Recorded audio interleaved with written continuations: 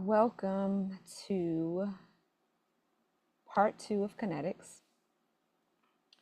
We will start off talking about integrated rate laws, and then we'll move on to collision theory.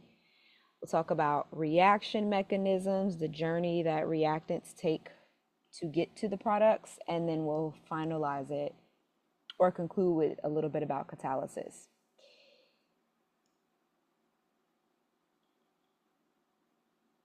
So last week we talked about rate laws, which is a concentration rate relationship, right? So for some reaction where we have a reactant A that goes to products, this was the rate. This is the rate law for that reaction. K times the concentration of reactant A raised to the order M. So the rate law, we can integrate it with respect to time to get a concentration time relationship. And this is what is known as the integrated rate law. So the integrated rate law is a concentration time relationship. This relationship depends on the order of the reaction. And recall how we determine the order of the reaction. So it can be a zero order reaction, a first order, a second order, etc. We will only talk about zero order first and second order reactions.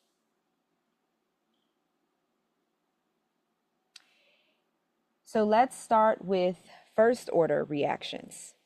So for a first order reaction of the type where we have A going to some product, our rate law is K times the concentration of A raised to the nth power.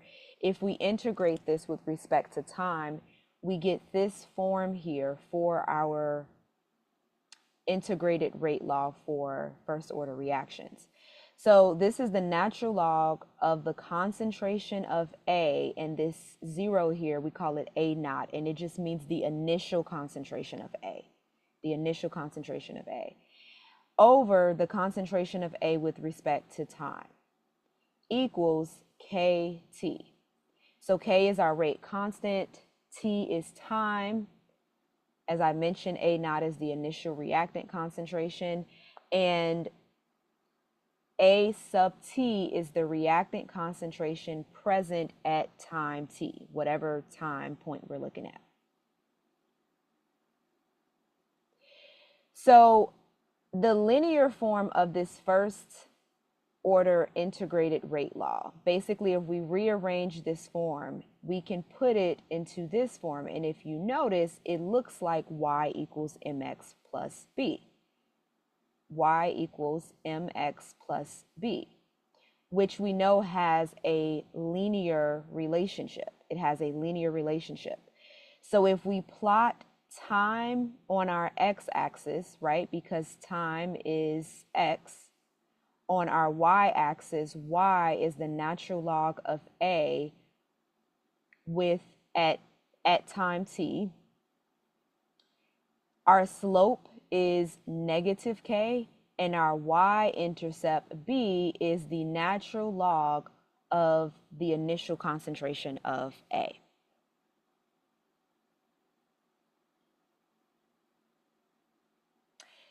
Now, something I want to mention about when we use integrated rate laws, the amount of the reactant, it doesn't have to be expressed as molarity. It's commonly expressed as molarity, but it can be expressed in other forms, such as mass.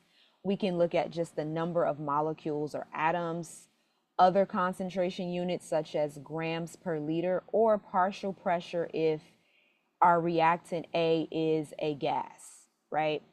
So just keep that in mind, that we can express it in other forms outside of concentration being molarity.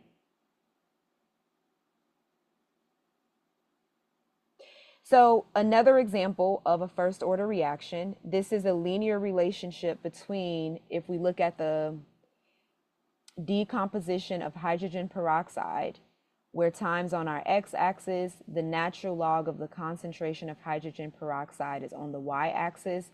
And so looking at this graph, this shows that the decomposition of hydrogen peroxide is a first order reaction because it's linear, similarly to what we saw 2 slides ago for if we graph the integrated rate law for first order reactions.